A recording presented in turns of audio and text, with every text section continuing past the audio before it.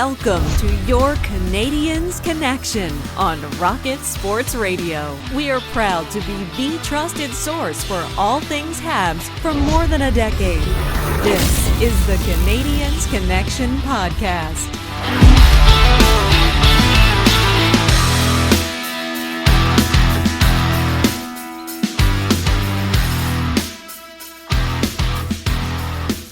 Hello, everyone. Welcome to the Canadiens Connection podcast here on Rocket Sports Radio, keeping you informed, engaged, and entertained. My name is Michael Spinella, and I'll be your host for the next hour. This is episode 282 of the Canadiens Connection podcast, and I'm pleased to be joined in the studio by my co-host, the editor of the Hockey News Montreal, and the founder and the president of Rocket Sports, Rick Stevens. And how are you doing today? Happy early Valentine's Day, in case you forgot. I did forget. Thank you. Making a note to get some cards. I'm doing well, my friend. I hope you are too. We're recording this a little bit earlier because it's the traditional Super Bowl weekend. That means the Montreal Canadiens played two matinees, which means we're going to get the podcast out to you earlier, and so you can listen before the game on Saturday or Sunday or whenever you choose to listen from your favorite podcasting platform. We got a pretty big show today, don't we? Yeah, pretty news heavy in this first segment, that's for sure. Only one game to talk about, a little bit in the prospect news. We also have some winners and losers, and then pretty lengthy news from around the NHL.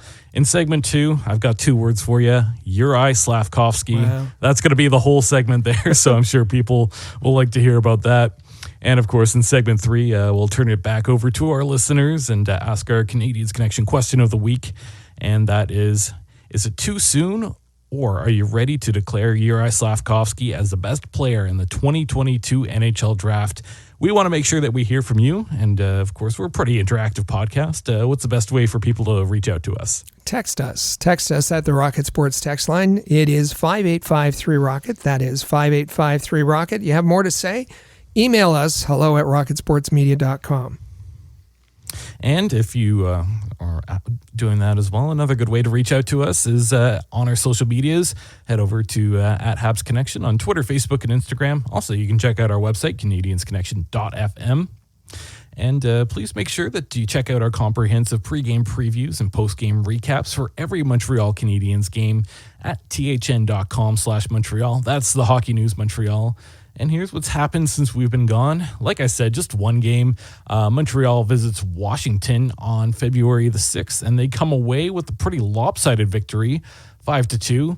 The Habs got off to a very hot start while the Washington Capitals looked completely out of sorts, going up 3-0 in that first period. Nick Suzuki capitalized twice within there. 2 just terrible D-zone breakdowns that led to those goals. And our good friend of the show, Charlie Lindgren, unfortunately was pulled after that third goal. Not really his fault. The team in front of him was just awful. I don't know what was going on with the Washington Capitals in that period. But, of course, the Caps would not make it that easy for the Montreal Canadiens, as they seemed to be the dominant team for most of the rest of the game anyway. The second period, they were absolutely stellar. They managed to close the gap 3-1, and it probably would have been a little bit closer if it was not for a spectacular save made by David Savard. Sam Montembeault was nowhere to be seen in the net. Third period, the Caps certainly kept up that pressure, but a couple of breakdowns in their own zone and an undisciplined penalty led to 2 goals from one Juraj Slafkovsky. So the Capitals only able to pot 1 in that third period, and 5-2 Habs. I feel like this score this has to be like the most undeserved 5-2 win. Is that fair to say? It probably is. Both teams, it was a sloppy game. They both looked out of sorts, as you said.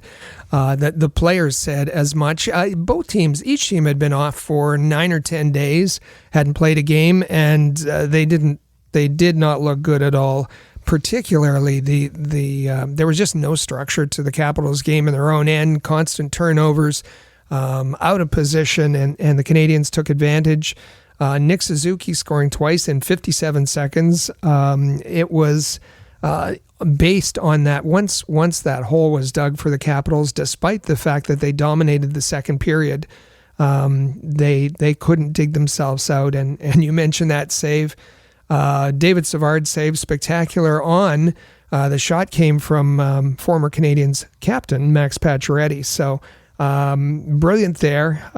It was Brandon Gignac. He had, and we're going to talk about him in a minute.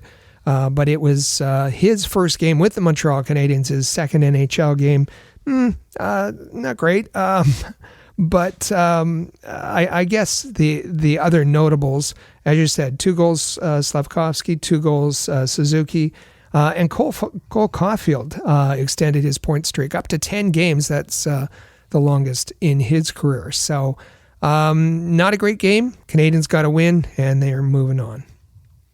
Yeah, and after that win, the Canadiens' record becomes 21-21-8. That's 50 points and 24th in the NHL. The Habs now have a 4.8% chance of making the playoffs and on pace for 82 points this season. Make sure that you're checking out Habs Notepad. Habs headlines, feature articles, and game day posts appearing regularly at thn.com/Montreal. That's the Hockey News Montreal.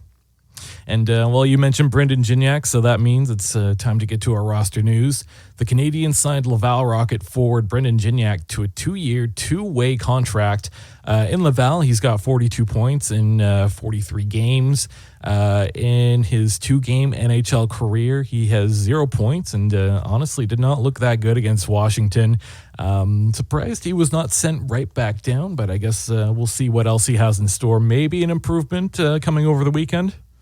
Well, it's, Brandon Gignac is, folks are talking about maybe a late bloomer. He's 26 years old. He's been around a bit. A former third-round pick by the New Jersey Devils in 2016. He's bounced around 302 games in both the ECHL and AHL.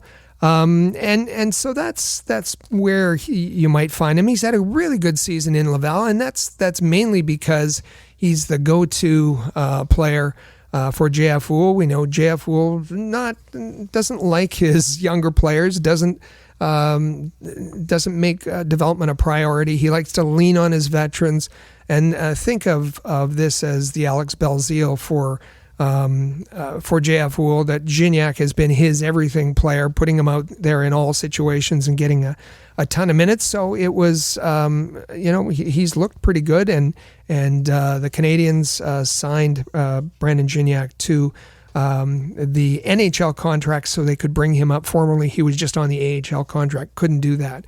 You might see him stay, given the holes in the Canadiens lineup, a little bit longer. I don't know what was wrong with keeping Mitchell Stevens, who already has an NHL contract, why he needed to be sent down, but that was the decision that was made. And even now, Brandon Gignac, because of his age and number of games played, is going to need waivers if they send him back to Laval. But given that he's on an NHL contract, that might discourage. And there's a minimum he's guaranteed $400,000 when he's down in the AHL. That's pretty good pay for the AHL. That might discourage teams from picking him up. It's from his perspective a nice story, a dream come true. All of that, maybe just odd from the organizational perspective. And some more moves happening between Montreal and Laval as Lucas Condotta was recalled from the Laval Rocket for a game against the Capitals, and then he was returned just on Friday. With Laval, 35 points in 40 games, and in 3 NHL games with Montreal, 0 points. I think the only thing that stood out on his stat sheet was a +1 against the Capitals. Otherwise, zeros across the board, and to be honest, not that noticeable in any of those games. Yeah, not a lot of ice time. Lucas Condotta has got a bit of sandpaper to his game. He'll stand up for his teammates. He finishes his checks and plays the center position, so can take faceoffs. He'll be helpful in Laval for all of those reasons. Good news for the roster is Alex Newhook is expected to return to the lineup against the Dallas Stars on Saturday. This is some much-needed speed and a much-needed NHL player for this Montreal Canadiens lineup. Well, and it's going to be interesting to see if the trade, a steep trade to go out and get Alex Newhook was worth it. Really didn't have a chance to show him. Actually, he had a pretty good start to the season before the injuries, but let's see if he can keep that going now that he'll be back in the lineup. It'll be interesting to see if he's put at center. You know, the Canadiens need centers. He can play center. He played a bit of wing at the beginning of the season, and whether Marty St. Louis will ease him back into the lineup by starting him on the wing against Dallas on Saturday. So we're going to start doing a weekly Trade Watch update as we approach the trade deadline. A couple interesting things coming out from various insiders. Elliot Friedman on 32 Thoughts says Montreal GM Kent Hughes said at the halfway mark he could keep all three of his goaltenders for the entire season. Hughes has set a price believed to be a key draft pick, but it looks like some other goalies on the move, like Gibson, could vary and depend on what the retention is. Jake Allen right now, one more year, $3.85 million. It'd be nice if Kent Hughes could get that off the book, but some salary retention could really help up that value. Of course, we know Montreal only has one retention spot left, right? Yeah, that's right. And that was key with the trade of Sean Monahan, that they protected that slot. And I figure they're going to need it, whether it's David Savard's trade that they retain salary, or certainly with Jake Allen, they'd have to retain some salary. So they'll have to make that decision. And I think that's right. That's key. Now, Jake Allen continues to say all the right things. He reiterated on Thursday that he wants to stay in Montreal, that he's with Montreal. He's heard the rumors.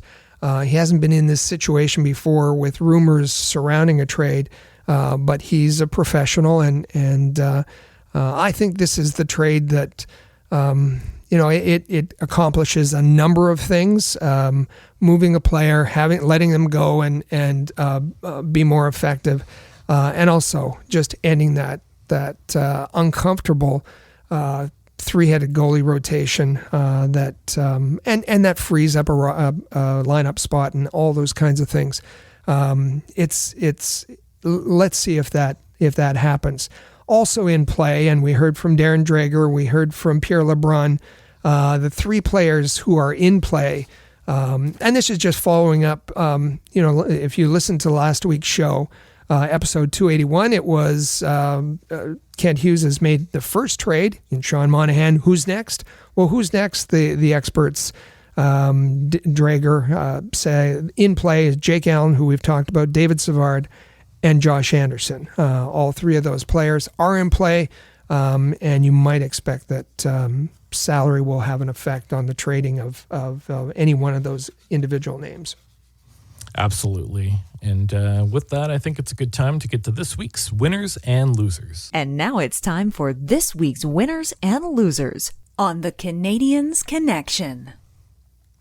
So starting things off with the losers, only one loser this week, surprisingly, and we'll have to go all the way back to the All-Stars skills competition in Toronto to find this one, and I'm going to give it to Nikita Kucherov. For those who watched, might have noticed that this year the skills competition was done pretty well. McDavid was great to watch, along with Matt Barzal as well. One player that was not fun to watch and did not seem to be trying whatsoever is one Nikita Kucherov. It was kind of sad to see. The crowd noticed too that there was just a genuine lack of effort and disinterest from him. So I think very appropriately he was booed. So there you go, Nikita Kucherov going to the All-Star game and just not putting in the effort. I think that's worth my loser. I'm right there with you. And taking a look at our winners, I think I previewed this one maybe a couple weeks too early. I'm going to go with the Edmonton Oilers. We have to talk about that 16-game winning streak. It came to an end this past week against the Vegas Golden Knights with a 3-1 loss. But the Edmonton Oilers, after just an awful start to their season and all the questions they had in goal, they've managed to claw their way back into a playoff picture and almost beating the record for the longest win streak. This was absolutely incredible run for the Edmonton Oilers, and I think you have to be pretty excited. This was big news, probably the biggest news around the week, around the NHL for the past few weeks. Stick tap to the Oilers. And Rick, I believe you actually have a winner for this week, too. Well, I'm going to go in a completely different direction, and for this, we'll go to the USHL. I don't talk about the USHL all that much, kind of a stepping stone to the NCAA. And in the USHL, there's a team called the Sioux Falls Stampede, but not for this weekend, or not for this week, I guess. For a week, they changed their name from the Stampede to the Sioux Falls Fighting Wiener Dogs. And nice. Yeah. And the jerseys are terrific. It's a very, very angry looking wiener dog. So naturally on Saturday, during the first intermission, they're going to have wiener dog races on the ice in the first intermission. They'll have 2 heats, and then the final 4 from those 2 heats, they'll have a championship race in the second intermission. So sounds like a whole lot of fun. The Sioux Falls Fighting Wiener Dogs. Go Wiener Dogs. Yeah, sounds like a lot of fun, too. Love the name, and you might actually catch me tuning into that just for those wiener dog races. There you go. So now I think it's a good time to get to our Habs prospect report. It's time for the Rocket Report. The Rocket Sports Media Team is your premier source for information about the Laval Rocket, the AHL affiliate of the Montreal Canadiens, as well as Habs prospects playing in the CHL, NCAA, and leagues around the world. Bookmark thn.com/Montreal to follow our comprehensive coverage of Canadiens prospects. Each and every week, we like to highlight a Montreal Canadiens prospect, and this week we're going to shine the spotlight back onto Rimouski Oceanic goaltender Quentin Miller. So we talked about him, I think, a few weeks ago, just before he was traded to Rimouski. That's when he was with the Quebec Remparts. Of course, he was the backup goaltender on the Quebec Remparts last season, that Memorial Cup winning team. This season, he came in and he was more of the starter for Quebec, and he ended up being traded to Rimouski. Since then, I think he's split the net in there. It's been more of a tandem. Stat-wise, he's actually got a winning record so far, 5-4-0, a .908 save percentage. Only 9 games so far, but I think it's a nice step in the right direction for one Quentin Miller, who's still a young, developing goaltender. So just wanted to keep an eye on him and take a look at what he's been able to accomplish since being traded. Yeah, and I think it's normal to see him after being traded, taking steps. With the Remparts, his record was 1 game under 500. With the Oceanic, it's 1 game over. His goals against is almost identical. A couple points better on save percentage. This last week, he was in net against the Armada. And gave up 1 goal on 32 shots, on 33 shots, 32 saves, which was a pretty good bounce back because there was 2 games within a week where he had given up 5 goals, 1 game to the Noranda Huskies and the other to Drummondville. So a couple of rough starts there, then bounced back with a very good start against the Armada. So heading down south of the border, Boston University and Northeastern University will meet in Beanpot Tournament final. So the Beanpot is an annual men's and women's ice hockey tournament among the 4 major U.S. college hockey teams of the Boston, Massachusetts area. And I get the feeling we might have some Habs connections in this. For sure. Remember, was it last week or the week before, there was the big Boston College versus Boston University, Jacob Fowler At the time, Boston University was the number one team. Jacob Fowler won both of those games, and with Boston College winning. Well, in the Bean Pod, it was Boston University knocking out Boston College. Fowler gave up 4 goals on 30 shots. Lane Hudson, playing for Boston University, had an assist, and Luke Tuck had a goal and an assist, which propelled Boston University into the final. The final is going to be on Monday, Boston University versus Northeastern. Heading back up north of the border, let's take a look at the Laval Rocket, Montreal's AHL affiliate. Bit of a quiet week for them. On the 3rd of February, Rochester comes to town, and Rochester beats Laval 3-1. Brendan Gignac with the lone goal for Laval. The Rocket went 0-4 on the power play, and they actually outshot the Amerks in this one, but one Devin Levi looked pretty strong in that Rochester net. Yeah, for sure. Not the best game for Laval, and Jakub Dobas was pretty good, giving up just 2 goals on 27 shots. The last goal coming as an empty netter. So Laval's record 19-18-4-2. That's 44 points and 23rd in the AHL. And just an interesting note here. Speaking of the AHL, Logan Mailloux made an appearance at the AHL All-Star Game representing Laval. How did that go for him? I thought it went really well. He got a trip out to California, and it's a tough slog traveling all day to California, traveling a day back. But when he was there, looked like he was having a good time. Got a really nice goal in the way that they split it up into 4 divisions, and they play inter-squad games and whatnot. He got a really nice goal, I think a tying goal that sent a game into overtime, and just a really great experience for him to meet other players and to be recognized for having such a great first half of the season. So Laval has a couple of upcoming games next week. On the 10th of February, Laval visits Toronto, and then on the 16th of February, Laval visits Hartford. Moving down one level to the ECHL and taking a look at the Trois-Rivières Lions.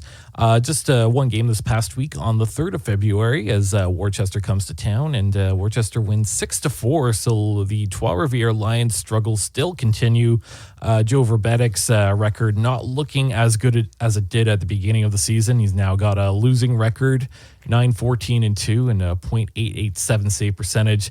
Zachary Boutillier, one of the other goaltenders that's played games for the Lions, has actually got a winning record, 6-4-0 and a .914 save percentage, but in about half the games that Verbedik has played. A little note from Chris G, who keeps track of the Trois-Rivières Lions for us, and he puts out a notepad, a Lions notepad every Monday that you can find at thn.com/Montreal. He says that the Trois-Rivières Lions have won 8 of their last 30 games. So the Trois-Rivières Lions record currently 19-22, 2-2, 10th place in the Eastern Conference. So they had a stellar start to the beginning of the season, and it's not looked good since then. Taking a look at THN QMJHL, as we do cover the Quebec Maritimes Junior Hockey League for the Hockey News as well. We had a couple articles come out this week, and this is a series being put out by one Mike Raschel for a Memorial Cup Contender Series, and it's been a pretty fun read so far, isn't it, Rick? Yeah, it's great, and thanks to Mike for doing that and committing to a series. The thought is that by the time the Memorial Cup comes around, that our fans, our readers, those that follow the Q, they appreciate a primer of what's going on in the other leagues and the other conferences, what's going on in the OHL, what's going on in the WHL. And so Mike this week took the OHL, their Western Conference, and did an article, and we put out 3 articles this week at thn.com/QMJHL. One on the London Knights, who at this point are having a great season and look to be a favorite.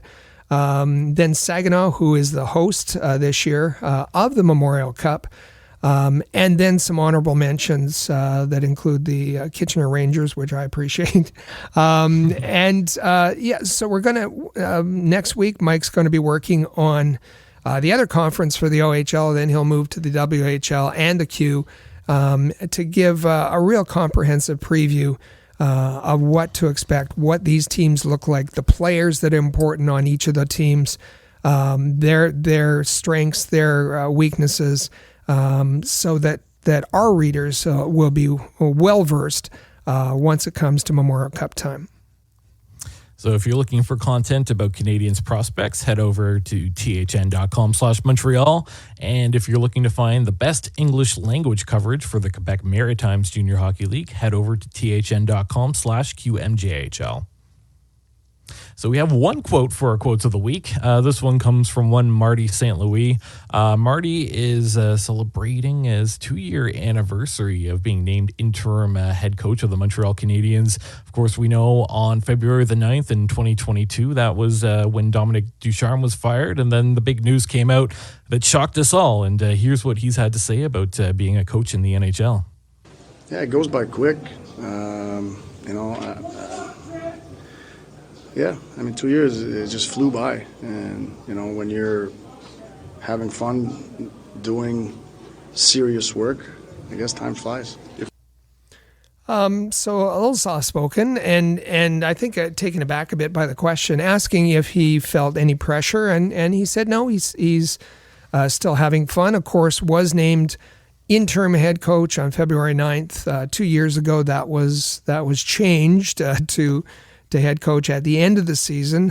He had taken over and posted a 14-23 record to close out that 2021-2022 season after taking over from Dom Ducharme, the 32nd head coach in the history of the franchise, and I think has to be considered a real fan favorite. I think the jury's out on whether he can continue to be the coach that takes the Canadiens to the next step to being Stanley Cup contenders. But as far as a coach who has made it fun for players to come to work and been inspirational with a team who's at the bottom of the standings and rebuilding, Marty St. Louis has worked out certainly that way.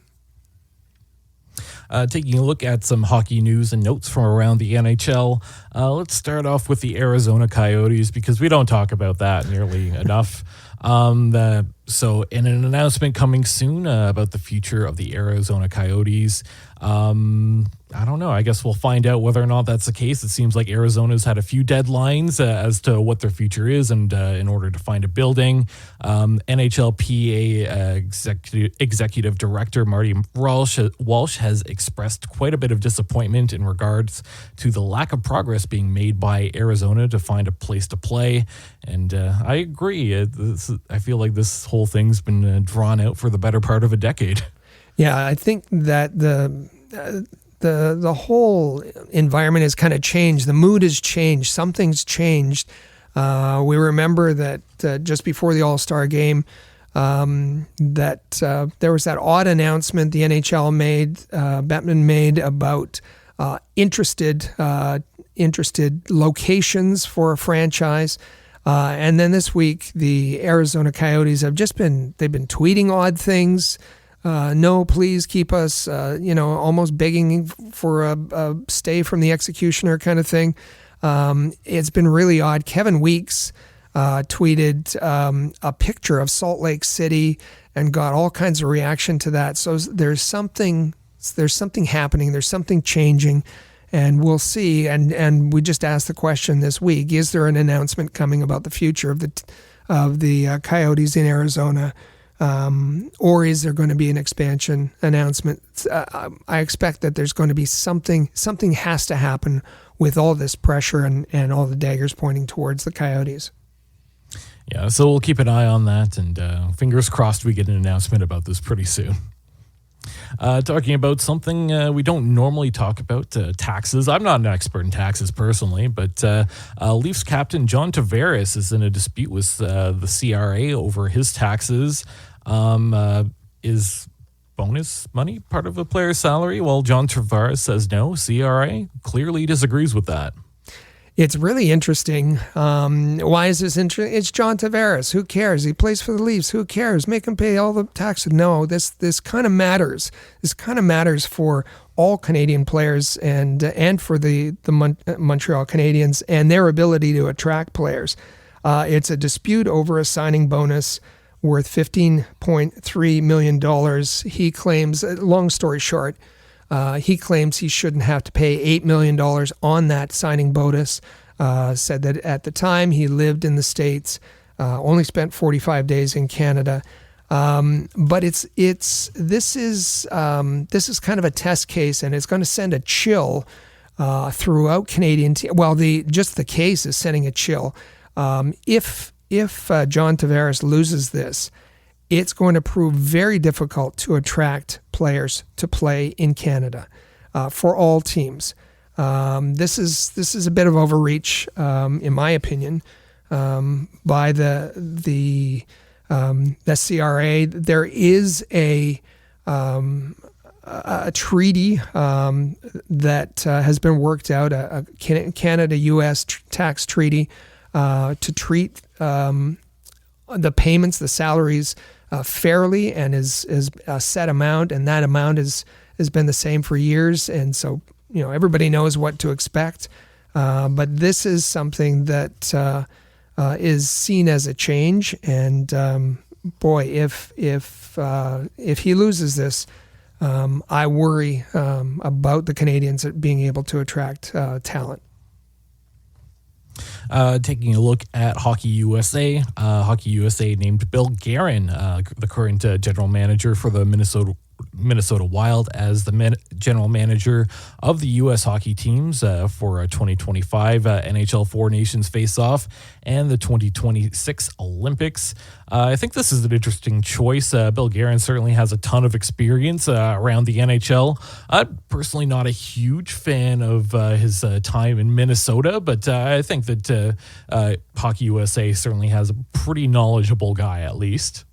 Yeah, Hockey USA and John Van Beesbroek put out a statement saying how much they trust Bill Guerin, and named as the general manager for both the Four Nations face-off and the Olympics, and does that mean that he automatically takes over for 2030 as well? That was announced. I think what sits on Bill Guerin's side is that he's got a lot of talent to choose from. There's an abundance of riches, and the U.S. should have a very good team at both the 2025 tournament and the 2026 Olympics. Some projected lineups for Canada, USA, Sweden, and Finland have been put out by a lot of different places. The ones I've been looking at are coming from NHL.com itself. I think a few have come out from Sportsnet and whatnot as well. On Team Canada, give me that Crosby, McDavid, McKinnon, Bedard down the middle. That's all you need. If you're Team USA, you probably have some of the best depth in goal. Hellebuck, Demko, Swayman, hard to beat that. Finland's actually sneakily pretty good. They have a lot of depth, and I think a lot of different players that fit different roles, so pretty well-rounded there. And then, of course, Sweden. We all know that they have a ton of firepower, so that's four pretty good teams there, don't you think? I think so. You mentioned Finland. As going through that list, Roope Hintz, we're going to see him on Saturday as one of the forwards. Miro Heiskanen, Esa Lindell, and Jani Hakanpää. Three defensemen from the Dallas Stars and a forward. So 4 Dallas Stars players on that Finland team. No Montreal Canadiens. Sweden, no Montreal Canadiens. Americans, no Montreal Canadiens. Canada, no Montreal Canadiens. And that should be a little concerning. I know we've talked about it before, that the Canadiens are putting together some very good pieces, but don't yet have really elite talent that would naturally be recruited for one of these teams. And yes, there's if Slovakia is putting together a team or whatever, there's going to be Slafkovsky's going to be on it, and maybe at some point Hudson's going to be on the American team, and maybe if Cole Caulfield starts putting together a 40-goal season as he was expected to do this year, he'll be there. And if Nick Suzuki can turn up his offensive play, he'll be there. But at this point, it just isn't there, and that should be a little bit of a concern for those people who love the Montreal Canadiens and those people who run the Montreal Canadiens. Absolutely agree with all of that. Interesting announcement coming from the NHL. The NHL announced that adjustment to the hits statistic will be made for this season. So in their official statement, they say, as part of the ongoing effort to provide the most accurate statistical accounting possible of NHL games, the league has performed a comprehensive audit of the hit statistic in every game this season and made appropriate adjustments. The newly updated season totals are reflected on NHL.com and in the league's statistical releases as of today. So that's interesting that they're going after the hit statistic, and it's interesting that really benefited one Montreal Canadian and Michael Pezzetta, who had an additional 29 hits added to his statistics. Yeah, Michael Pezzetta went from 128 hits on the season to 157 hits on the season. It also affected and moved him into the top position for hits per 60 at 31.82. And this is an interesting project. Hits have been acknowledged as being one of the more unreliable statistics that the NHL puts out. They undertook this audit by a third-party group that sat down and watched every game this year so far to make the adjustment, and with an average increase of 8.7 hits per game, boosting the numbers. Why is this important? Well, if you're playing fantasy leagues where this matters, then you'll appreciate the adjustment, or at least the accuracy going forward. And the betting partners, MGM and DraftKings and others, I don't think that they offer hits as a betting tool, but I think this is proof to the betting agencies that the NHL takes accuracy seriously, and that they can rely on the information that the NHL puts out, and that means a lot to betting agencies. So I guess a lot of people benefit here, including one Michael Pezzetta. So it's all about the money. I get it. I see why this happened. One final thing before we head into our first break. Kind of interesting, actually. Former Nashville Predators GM Dave Poile spoke pretty honestly about the Shea Weber for PK Subban trade, and it sounds like this might be a regret for him. Yeah, and now that David Poile has retired, he feels free to speak openly about that trade. We remember the trade was June 29, 2016. PK Subban to Shea Weber. Many fans were very critical. Fans of PK Subban were critical and weren't welcoming of Shea Weber. And PK Subban, he stumbled. He played well the initial season, I think, for the Predators, and then kind of stumbled and didn't do well in New Jersey and then out of the league and so on. But one of the principals, being David Poile, who engineered that trade, he said this was top of his list in trades that were difficult for him to do. He noted that both teams made it to the Stanley Cup Finals with their new acquisition. And then he went on to say, what I really wish is that we could have signed Shea Weber to a long-term contract, the same that they did with Pekka Rinne and others. And I'll read the quote, in the bigger picture, I wish Shea had never been traded. I'm being very honest with you when I say that, end of quote.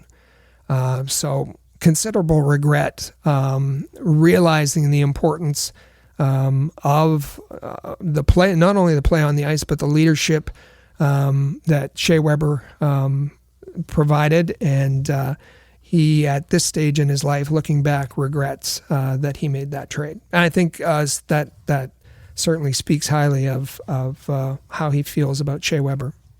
Yeah, absolutely. And on that note, I think it's a good time to take our first break. Coming up, you'll hear a message from our sponsors, DraftKings, and then we'll get to our big topic segment, Juraj Slafkovsky. So stay with us. This is the Canadiens Connection podcast here on Rocket Sports Radio. Looking for a super offer for Super Bowl 58? DraftKings Sportsbook has you covered. New customers can bet on the big game and turn $5 into $200 instantly in bonus bets. Now, whether you want to go all in on the Niners or the Chiefs, or maybe you're going to make a parlay that kind of splits the difference between the two, you want to download the DraftKings Sportsbook app now and use code THPN. New customers can bet $5 to get $200 instantly in bonus bets, only on DraftKings Sportsbook, an official sports betting partner of Super Bowl 58, with code THPN. The crown is yours. Gambling problem? Call 1-800-GAMBLER or visit www.1800gambler.net. In New York, call 877-8-HOPE-NY or text HOPE-NY 467-369. In Connecticut, help is available for problem gambling. Call 888-789-7777 or visit ccpg.org. Please play responsibly. On behalf of Boot Hill Casino and Resort in Kansas. 21 plus age varies by jurisdiction. Void in Ontario. Bonus bets expire 168 hours after issuance. See dkng.com/football for eligibility and deposit restrictions, terms, and responsible gaming resources.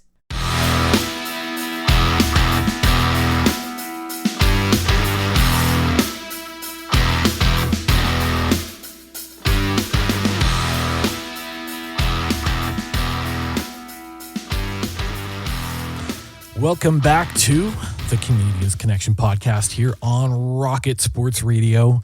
I'm Michael Spinella, and you can find me on Twitter at The Spinella. With me in the studio is our president and founder of Rocket Sports, Rick Stevens. Make sure to give him a follow on Twitter as well, at Rocket Sports. You can also follow this podcast at Habs Connection on Twitter, Facebook, and Instagram, and you can check out our website, canadiensconnection.fm. Just a reminder to also make sure that you tap that subscribe button in the player or on your favorite podcasting app. That way you never miss a single episode. And I've been saying it a few times, but Juraj Slafkovsky. So much was expected of Canadiens forward Juraj Slafkovsky after Kent Hughes shocked the Bell Center by selecting him first overall in that 2022 NHL entry draft. Not the expected pick by any means. I think a lot of fans were hoping for one Shane Wright, but of course Kent Hughes went against the grain a little bit there and went with one Juraj Slafkovsky. So naturally, since then, Canadiens fans have had very high expectations, and especially given that the team endured a 32nd overall finish and had a 55-point season in that 2021-22 season, and that led the team to have the first overall pick that they've had since 1980, and that was one Doug Wickenheiser. So some big shoes to follow for Juraj Slafkovsky, and following the first two-goal game of his NHL career against the Washington Capitals this past week, many fans and media have announced that Juraj Slafkovsky has finally proven himself worthy of that first overall pick. But has he really? Well, you got a 2-goal game, so I thought it was fun this week because we had played the clip. And it was the second time this season that Kent Hughes has said that he was turning over the team to young players, and he repeated that again after the Sean Monahan trade. And so the game against the Capitals, Nick Suzuki, 2 goals, Juraj Slafkovsky, 2 goals, and you saw around on Twitter, on in the media, it was mission accomplished. He turns over the team to the young players, and they came through for him. Now, maybe that's a little simplistic, and just it didn't really reflect what had happened in that game. As we said, the Capitals looked like they had forgotten how to play hockey over their 9-day All-Star rest. But I think as it's too simplistic to say, mission accomplished. It's also a little simplistic when we're looking at Juraj Slafkovsky to either label him as a draft bust or label him as some sort of savior and the obvious first round player who deserved the first round pick in 2022. So I think one thing that it's kind of important to do is let's take a look at his stats for the entire season. I know in that one game stats certainly flattered young Juraj Slafkovsky, but overall, let's take a look. So for the 2023-24 season, in 50 games played, 9 goals, 13 assists, 22 points. And with that, he's got a projected over 82 games. It's projecting to be 15 goals, 21 assists, and 36 points. So with the projected 36 points, is that enough to be worthy of that first overall pick?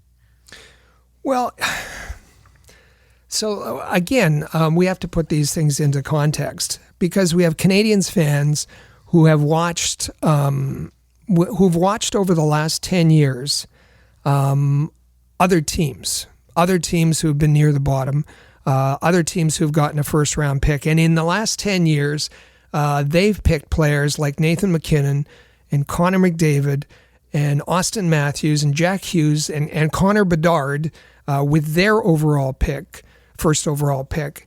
And then the Canadiens, in the season they had a first overall pick, there wasn't necessarily was there an elite player available? There certainly wasn't a generational player available. And so there's some concern over, okay, this is great. He's showing progress, but is 35 points what we expected here? On the other hand, he had an awful start to the season. And in the last 5 games, he has 5 points, 3 goals, 2 assists. So maybe he's picking up things and he's going to surpass those projections that include a really slow start. So I think you have to go back to the beginning of the season. I don't think it was too long into October or early November where we had to put out a podcast talking about where Juraj Slafkovsky was at and just the sheer disappointment coming from fans because he did not look like a very good player. I think he was like Bambi on ice at times, to be completely honest. His skating was not great or anything. But it's been a slow improvement to bring us to this point. You're starting to see him be a little bit stronger on his skates. You're starting to see him shoot more, which we saw in that game against Washington. In fact, that power play goal, his second of the game, they were practically feeding him an opportunity to shoot the puck. If he did not shoot the puck in that position, I don't know what they were going to do. They really forced that play on if you go back and watch that highlight. But he's looked better. The confidence is coming along. The point production is coming along a little bit. Is he a first line player on most teams? I really do doubt it. What do you think about that, Rick? Well, I think you're right. He was just completely overwhelmed at the beginning of the season. The pace was of NHL play was way too quick for him. His decision making was poor.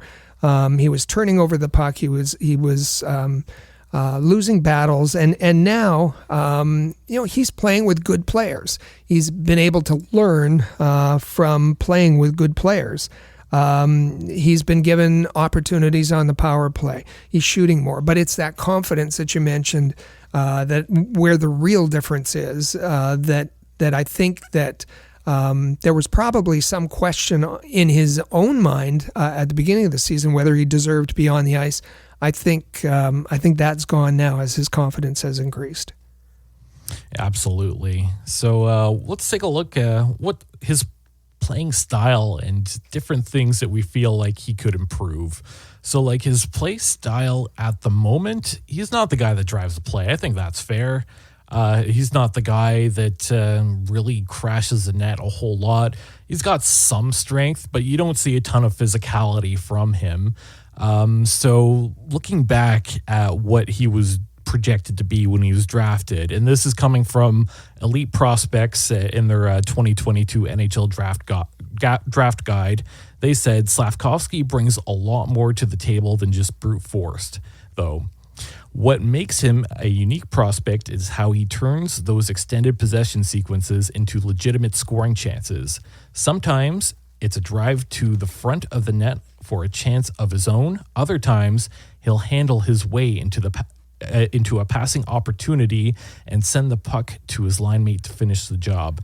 Does that sound like a Juraj Slafkovsky that we've seen so far? Not Chad. No. And yes, I mean, I guess a little at a time. He's shooting more. He has more confidence. He's on a bit of a point streak, but there's a lot more work, and I think he'd acknowledge that he's got much more work to do. There just hasn't been a consistent physical game where he's regularly winning battles, winning 50-50 battles, winning puck battles, winning board battles. We just don't see that yet. His defensive game is still a work in progress. He makes an effort, and there's a good game, and then you see him with a hand on the stick, or there was a goal in the first period. He took a bad penalty where he had one hand on the stick in the Capitals game. Later on, that he was late to cover Ovechkin, I think it was, and missed that assignment.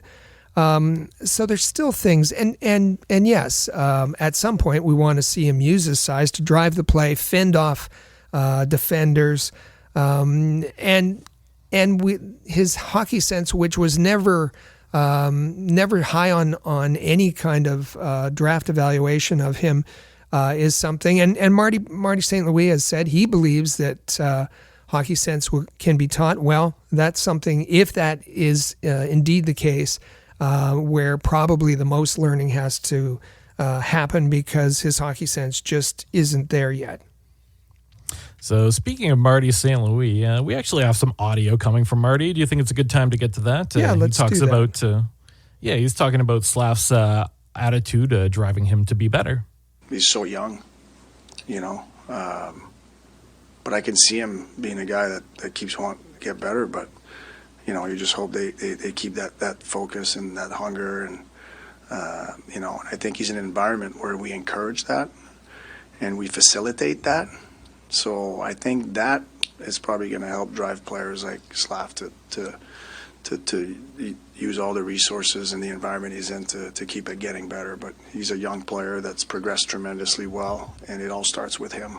Doesn't matter what we want to do with him. It starts with him and his attitude, his engagement. And it's been pretty impressive.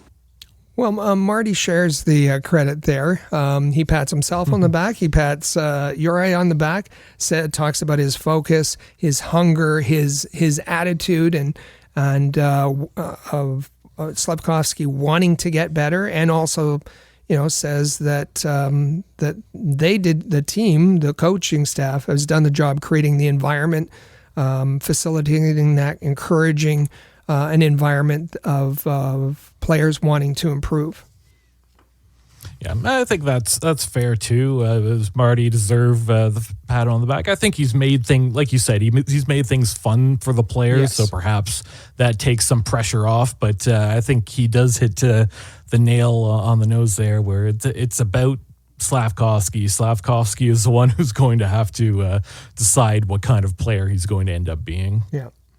And we have a little bit more audio to get to. The next one comes from one Cole Caulfield, and he's talking about his relationship with Juraj Slafkovsky. I mean, I don't feel like he's younger than me just because you look at him and he's huge, but he somehow feels like a little brother, someone that I can go to help and We talk about a lot of things.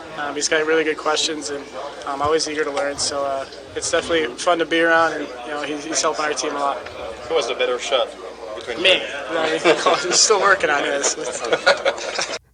He's working on his shot. No question on who Cole feels has the better shot. Me, he said. Incidentally, we saw at the at Brassard, Juraj Slafkovsky was on the ice with Glenn Tucker. We know him. We talked about him before as Dr. Shot, working on his shot again. And yeah, that's something he's working on and working to make sure he uses more often. I just thought it was interesting that Cole Caulfield talked about kind of a mentorship role that he sees Uri as a little brother, in quotes, given their relative sizes, but that they're able to talk and that they have a friendly relationship between the two of them. Oh, for sure. And we have a couple more audio clips, both of them coming from Juraj Slafkovsky himself. The first one, is his game better than it was a year ago? Oh, so much better, like just being on the ice, like finding those spots where to be and then getting all the touches.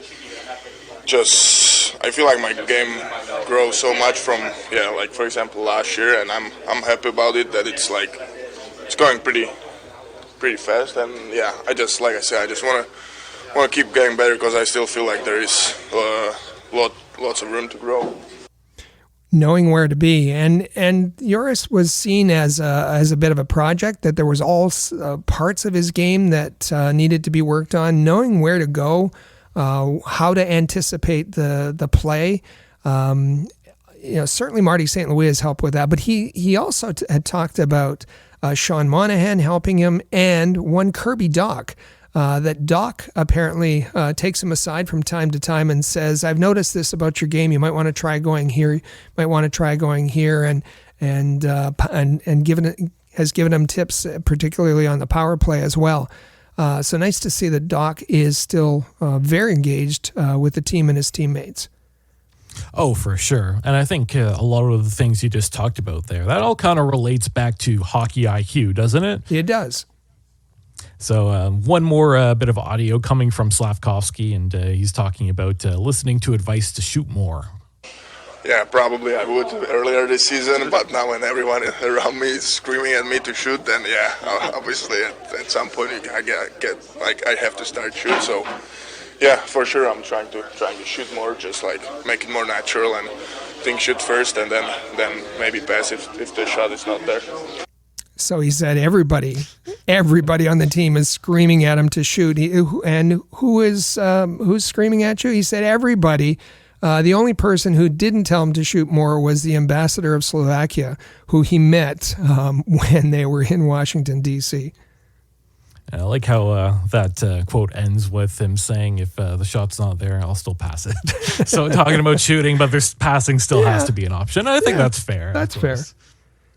So I think one thing that we've talked about at length, I know our Rocket Sports Media colleague Amy Johnson has talked about this at length, and that was at least the potential of sending Juraj Slafkovsky to the Laval Rocket last season or at the beginning of this season.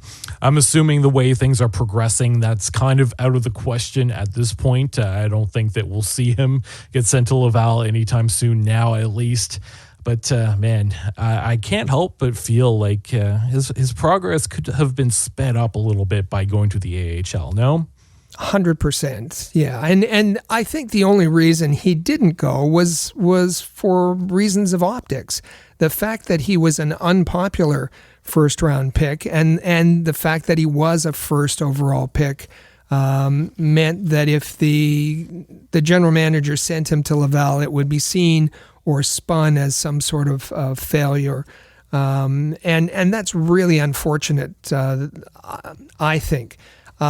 Interestingly enough, Marty St. Louis was asked whether he thought that Juraj Slafkovsky would have turned out differently had they sent him to Laval. And he answered in French. I'll read the quote, the translated quote. It's easy to look back and see the progress and say, we did a good job. but maybe if we had sent him down to Laval, he would have had the same progress this year. So Marty's admitting that he would have had the same progress, but maybe he would have had better progress. Maybe he would have had the progress earlier, quicker, if he had been able to adapt to the game, knowing where to go, all those kinds of things. Given that pace was such an issue when early on in his NHL career. So I thought that was a bit of a revealing quote from Marty. Yeah, that's a pretty interesting find there too. And to be honest, we've talked about this a little bit too. We know that the situation in Laval right now, it's not like there are a ton of prospects getting ample ice time outside of maybe Logan Mailloux. But I still believe in that AHL development. I don't know that that's the right choice right now. I actually would argue against it at this point, given how things are going. But I agree. I think that he could have used some time in Laval as opposed to being under the spotlight in Montreal, because Montreal, it's very hockey crazy. You know, there's a lot of hockey fans here, and he's been put under the microscope quite a bit. So I think a lot of added pressure in Montreal maybe has slowed down his ability to develop, right? And let's put that out there as maybe an alternate explanation that Kent Hughes was not necessarily confident that he would get adequate development, adequate attention from the coaching staff in. And that's just speculation. We're not saying anything. You'll remember that Kent Hughes was asked about what kind of job JF Wool was doing. He said great, and then moved on and spent the rest of the time praising his development staff that go down there and work with the players. So if we get to the end of this season, and I believe Jeff Wool's contract is over, and the Kent Hughes moves and Jeff Gorton move Jeff Wool out of there and bring in a more development-focused coach, then we'll be able to say, maybe that's why they didn't send Juraj to Laval. If Jeff Wool is extended, then the reason has to be optics, that they just didn't want their first-round pick being seen as taking a step down to go to Laval. So let's now take a look at some prospect rankings, and let's look at that redrafting the class of 2022. I know The Athletic did both of these pretty recently, and we talked about it on the show. Looking at that redraft of the 2022 draft class, The Athletic still had Juraj Slafkovsky at number 1. But I will note, I feel like it is far too early to really be analyzing this draft class too much. I don't know that many players have stood out a ton outside of maybe David Juracek and Logan Cooley maybe jump up a little bit. But overall, you can't expect too many changes on that redraft. I think it's fine having Slafkovsky still number 1 there. And then The Athletic also did that league-wide prospect rankings, and it seemed like Juraj Slafkovsky was not quite so high on that list. Yeah, it's on that list of prospects. I think Juraj Slafkovsky was 20th on that list. What bothered a lot of Canadiens fans was Michkov was much higher on that list. The redraft list is interesting, and if you just look at the drafted players, it's a pretty small sample. The number of players from that 2022 draft who have played more than 25 games, they include Juraj Slafkovsky, who's played the most games by far at 89. Nemec, who was taken second overall, has played 28. Logan Cooley at 49. David Juracek, 40 games. Kevin Korchinski with the Blackhawks at 45. And Pavel Mintyukov, who in redrafts moves up quite a bit with taken by Anaheim. And yes, Juraj Slafkovsky is, if you're looking at points, it leads that group with 32 points. But Logan Cooley is 7 points behind at 25 and has played half the games. Minchikov is at 19 points, 13 points behind, has played half the games. I think it's early. Slafkovsky leads that list.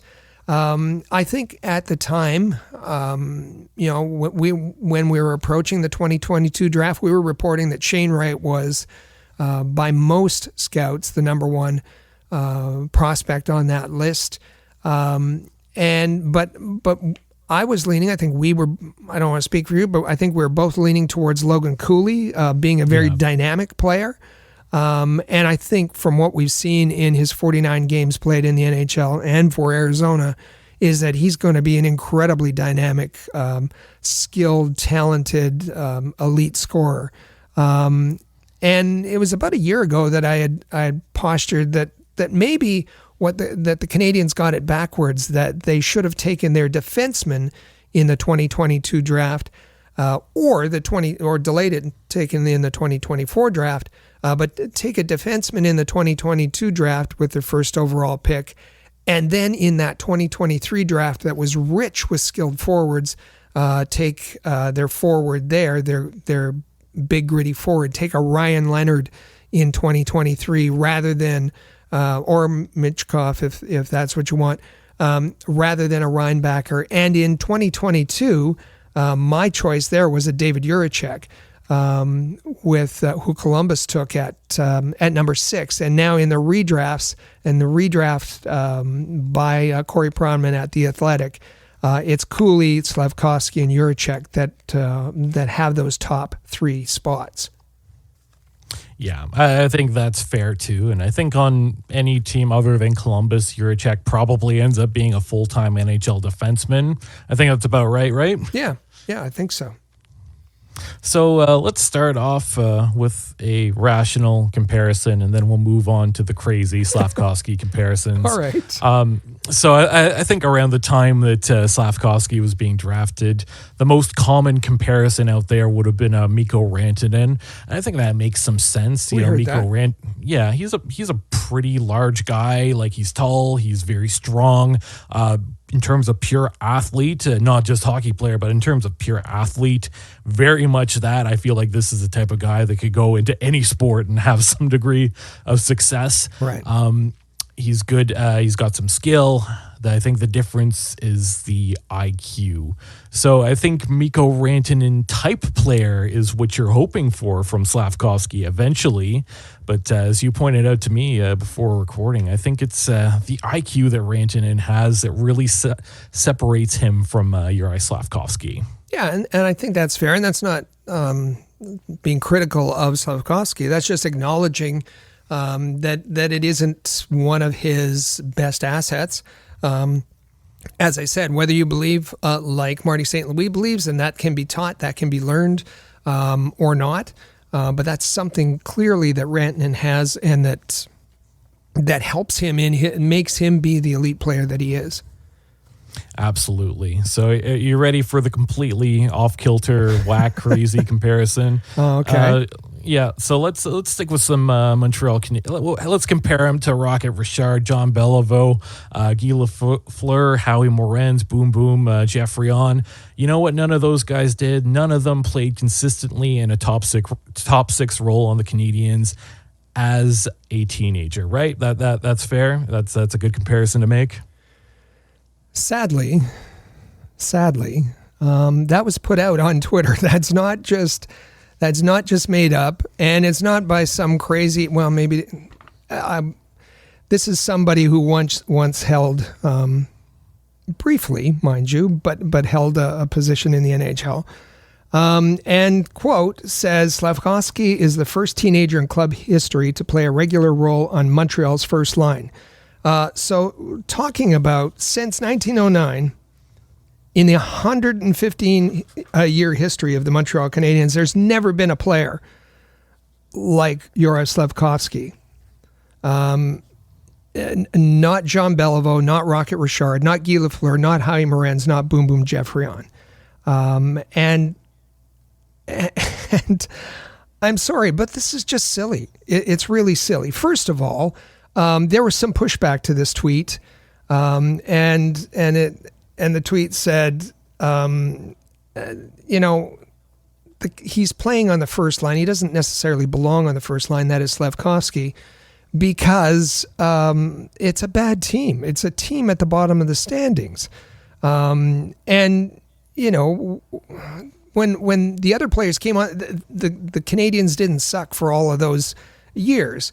To which, I was going to say Grant, to which the Twitter user replied, yeah, but what about Gretzky and Lemieux and Crosby and Gordie Howe and Hull and Makita and Howard Chuck, when he was pushed about, them being part of a rebuilding team. So tying Slafkovsky to those names now, in kind of an inference sort of way, comparing them.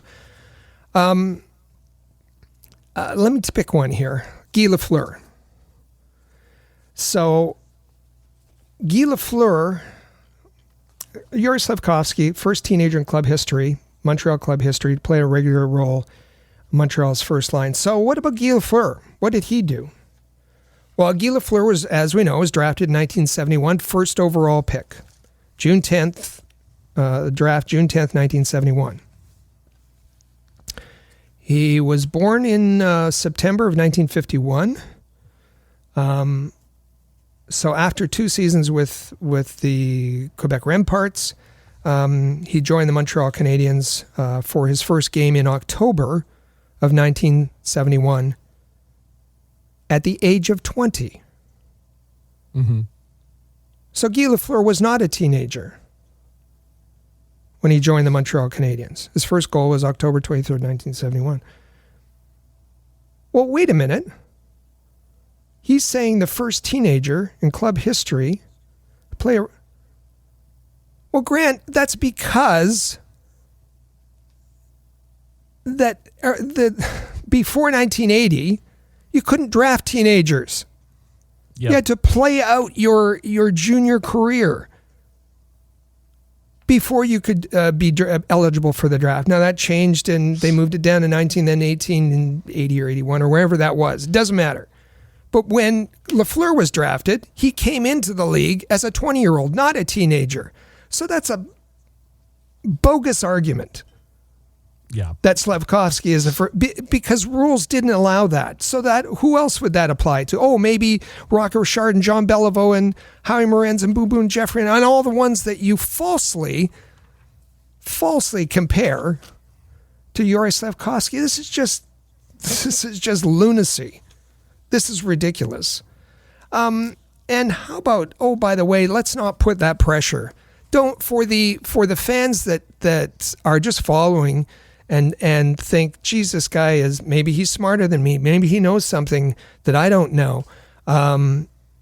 So they're now got in their head that their expectations are that this player, Juraj Slafkovsky, is going to be better than any of the players that he lists in his tweets. That's just setting up Slafkovsky for failure or for unmet expectations. It's just disingenuous. It's dishonest, and it really hurts players, and it certainly hurts the case that one's trying to make. But it hurts players, and in Montreal we're supposed to be smarter than that. We're supposed to know better than that. Juraj Slafkovsky is going to be fine. Is he going to be a Gretzky? No. Is he going to be a draft bust? No. He's going to be somewhere in between, and we don't really know. It's too early to judge where that's going to fall. Is he going to be the best player from the 2022 year? We don't know yet. It's too early to make that judgment. But appreciate the progress that he's made. Recognize the things that he still has to work from, and do not set up unrealistic expectations for a poor 19-year-old. Yeah, that's exactly correct. And with that, I'll pose our Canadiens Connection question of the week to all of our listeners. Is it too soon, or are you ready to declare Juraj Slafkovsky as the best player from the 2022 NHL draft? We'll give you some time to think about it as we transition into our final break here. So make sure you stay with us. This is the Canadiens Connection podcast here on Rocket Sports Radio. The Canadiens Connection is proud to be a partner of Rocket Sports Media, digital media publishers of sports and entertainment websites. Their mission is to build a worldwide network of sports fans who are informed, engaged, entertained, and connected. Learn more about RSM, its team, and its portfolio of brands at rocketsportsmedia.com. I bet you enjoy sporting your best Habs jerseys, dressing up your kids and pets in the cutest Habs gear, and showing off your decked-out hockey cave or fanning.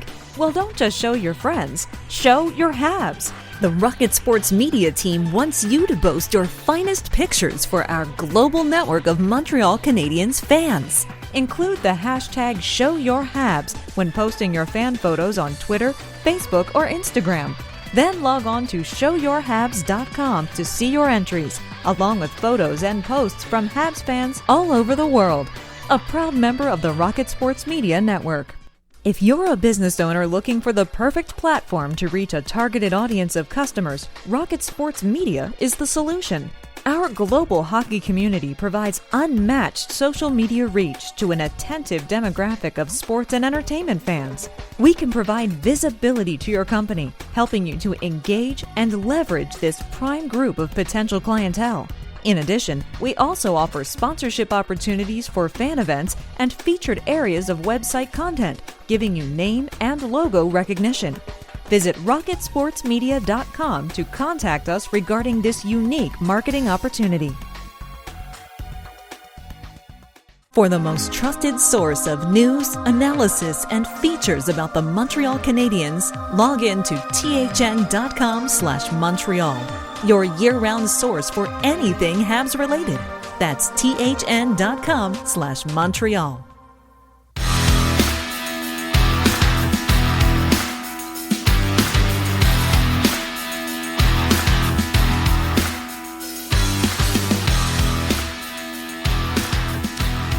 Welcome back to episode 282 of the Canadiens Connection podcast here on Rocket Sports Radio. You can follow at Habs Connection on Twitter, Facebook, and Instagram, and you can check out our website, canadiensconnection.fm. Also, feel free to text us anytime via the Rocket Sports text line, 5853-ROCKET. That's 5853-ROCKET. And Rick, I think it was nice to have a little come down on Juraj Slafkovsky. I think it's good to be excited. I think it's good that there's so many fans cheering for this player to become the player that we all expect him to be. But I think it's also good to temper some expectations, at least for this season, right? At least for this season. And he had a great performance on against the Capitals, and he's going to have others. He's going to have games that kind of go sideways. I think it's fun because Juraj Slafkovsky understood that he was not the popular choice when Kent Hughes selected him. And you'll remember he said, one day I hope the fans love me. And I think that love affair is beginning this season. And I think that there's a whole lot of fans that are right on board with Juraj Slafkovsky, and that's a great thing. Absolutely. So for all of our listeners, we have a few ways for you to stay up to date with everything Montreal Canadiens. As you know, this is a pretty difficult team that always just has something going on. So here's what you know from Rocket Sports. We cover the Montreal Canadiens for the hockey news, and you can find all of our content in one place. Just head over to thn.com/Montreal. That's the hockey news for Montreal.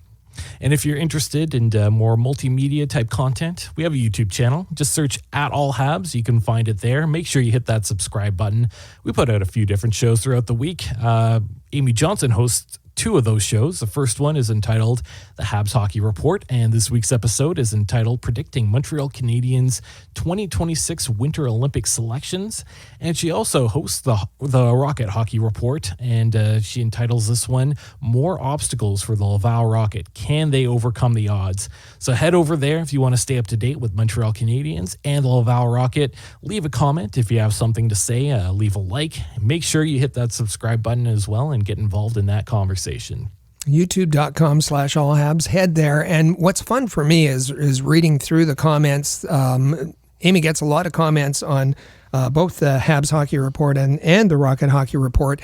And what's fun for me is when I read a comment of a new viewer who says, wow, I'm glad that I discovered this. I'm glad that YouTube recommended this because these shows are fabulous.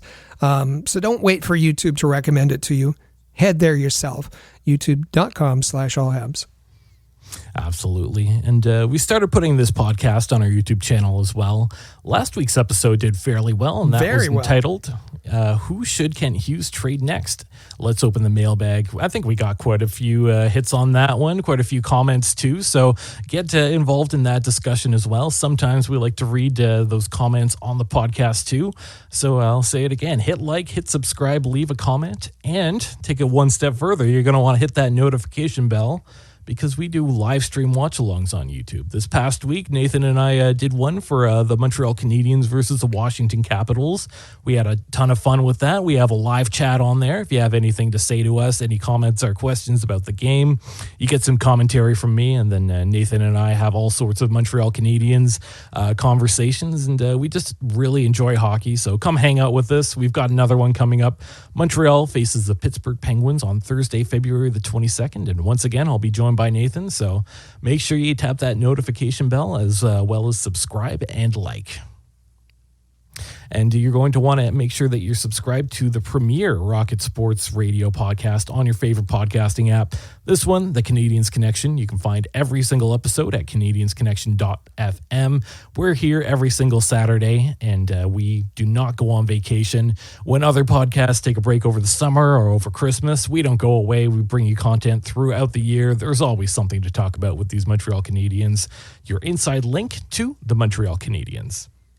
And Rick, I believe we have a Rocket Sports team announcement welcoming the potential interest of new contributors. Well, Rocket Sports, we've been doing this about 15 years. We've been doing it a very long time. We have a good time doing it. I have brought about 130 contributors on over those 15 years, who some have stayed with us, for a short time and enjoyed their time with us and moved on to other things. And some have stayed, like Chris G, like Amy, like Brian, have stayed for a very long time. What we've been charged with, the Hockey News has trusted us, Rocket Sports, to provide all of their coverage for the Quebec and for the Maritimes. That means, of course, the Montreal Canadiens coverage, Laval Rocket, Trois-Rivières Lions, the QMJHL for Quebec and the Maritimes. And so if you want to join our team, if you want to participate in this, if you like to write, if you'd like to help us in another way, why don't you send us an email or send us a text? Send us an email at hello@rocketsportsmedia.com. If you have an interest in the Canadiens, the Laval Rocket, or maybe you're a fan of the Q, we'd love to have some contributors for the Q as well, or text us at 5853-ROCKET. So looking forward to all of you reaching out to us. And now it's a good time to turn it over to our listeners. Of course, it's a Have Your Say segment. So our Canadiens Connection question of the week is it too soon, or are you ready to declare Juraj Slafkovsky as the best player from the 2022 NHL Draft? We want to hear from you. I know I mentioned that the Rocket Sports text line is 5853-ROCKET, but I know some people like to reach out to us in other ways. You can reach out to us via email, hello@rocketsportsmedia.com, or on our social media. And throughout the week, we get all sorts of text, tweets, emails, and comments. And, here's one of those comments coming from one Tim Kinney. What did he have to say, Rick? Tim says that he's from St. John, New Brunswick, and says, I really enjoyed your show this week. And that's the Montreal Canadiens Who's Next on Hughes trade list. That's Canadiens Connection episode 281. Anyway, I'll just repeat that. Tim, I really enjoyed your show this week, especially your comments on Gordie Clark. Gordie Clark, scout brought in by Jeff Gorton. And he says Gordie Clark was raised in St. John, New Brunswick. Remember, he was born in Glasgow, Scotland, and is also a member of St. John's Sports Hall of Fame. Tim goes on to say, I also listened to your segment on the Four Nations tournament next winter. As I watched the All-Star coverage on Saturday evening, they had a section where panelists picked their relative Team Canada. None picked Nick Suzuki. My question is, do you see Suzuki making the team, and what does he need to do to ensure his spot? Assuming Canada's games will be in Montreal, it would be great to see him in the lineup. You have a great, no-nonsense and professional podcast. Thank you, from Tim. Great message. We really appreciate the compliments. We try to put out a professional-sounding podcast, and we work hard, very, very hard at it. It's an interesting question about Nick Suzuki or any of the others that may be in the Four Nations tournament. You mentioned, Michael, the Habs Hockey Report, that Amy was predicting whether Canadians, there would be any Montreal Canadiens on the 2026 Winter Olympics team. Tim's talking about the 2025 Four Nations tournament. And I think that it's going to be tough for Nick Suzuki. When you look at even the projections this year, if Nick Suzuki ends up with, say, a 70-point season, if that's what his number projects to, he gets just into the top 20, and he's going to edge out people like Connor Bedard and who may have a better season next year. So what is he going to have to do? Well, he's going to have to. He's improved his defensive game. I think he's going to have to prove that he's an invaluable two-way defensive player and increase his offense. And it's going to be a challenge because Canada has the pick of so many excellent forwards. That's my take. Michael, you might think differently. No, I completely agree with all of that. I think at best Suzuki could come in as an extra if he does everything you just said. But of course, Team Canada has a very deep forward group. They have a ton of centers. They have a lot of talent, even some good two-way players. Let's not forget Mark Stone in there. I think Anthony Cirelli was another name that was floating around the last time the NHL had the potential to go to an Olympics. So I just feel like Team Canada is a little bit too deep. But you know what? Nick Suzuki is a player that I'm sure he'll hear this and he'll want to prove all of us wrong. So I won't doubt Nick Suzuki, but I don't think it's going to happen this time around. Yeah, and a lot can happen, and injuries can happen, and lots of different things can happen. So that's the fun of it, and that's what we'll wait and see. Just one more comment that we've got lots, but there's just one more that I'll refer to. And again, it's in reference to our last week's podcast, episode 281. Montreal Canadiens, Who's Next on Kent Hughes' trade list. And in the picture that circulated on social media was David Savard, as he's one of the players who is it's confirmed this week from all the different sources that he is one of the players. And there was a fan or a gentleman that has a little, I don't know if he still has his little fan podcast or not. But anyways, he said, "You're wrong. I heard Kent Hughes say that David Savard will not be traded." It's not really the case. That's not what he said. Kent Hughes, and I'll quote him, says, said, and that was when he was doing the press conference for the Sean Monahan trade. Kent Hughes said, "I can't tell you right now that we're looking to trade David Savard. I can't tell you right now that we're looking to trade David Savard." Now there's subtlety, and there's maybe that was missed, but that's different from saying I'm not going to trade David Savard. That's more like I'm not going to let everybody know. I'm not going to shop him. And in that way, that's just what Kent Hughes is. That's his standard operating practice. That he doesn't want to look desperate. That if he gets a good offer, that if there's a team that wants David Savard for the playoffs, and David Savard is that ideal kind of playoff player that you'd want to add to deepen your lineup, that absolutely. And Ken Hughes went on to say that depending on the offers that I get, anybody's available. So I think that subtlety was missed. And I just want to make sure that and listen, we've had a lot of experience doing this. We've been doing this 15 years. We have great sources. We've been in many press conferences. We realize that not everybody can do that, and so that allows us to be able to understand what's being said when it's said. Yeah, I think that's fair. So coming up, a pretty busy week for the Montreal Canadiens. We said there were 2 matinee starts this coming weekend. So February the 10th, Dallas is coming to town. It's a 1 p.m. start. And then the very next day, on the 11th of February, it's St. Louis. And that's another 1 p.m. start. On the 13th, Anaheim's going to come to town as well. And then they hit the road and visit the New York Rangers on the 15th of February. So 4 games coming up, lots to look forward to. And I think that's going to be a wrap for us today. So thank you all for tuning in and listening.